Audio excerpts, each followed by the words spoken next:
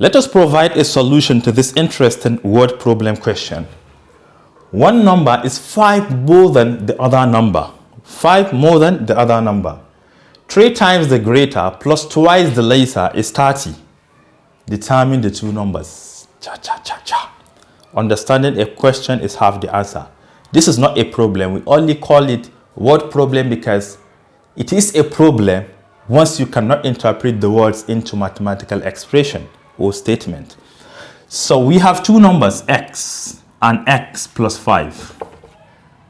X plus 5. Why do I call them x and x plus 5? Because they say that these two numbers, one is 5 more than the other. So if the smaller number is x, then the bigger number should be x plus 5. This is my first interpretation.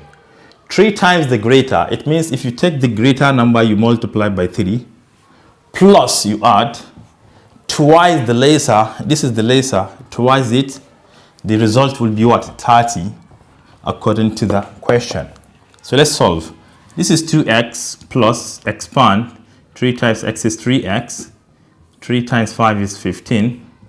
Everything equal to 30. Yes.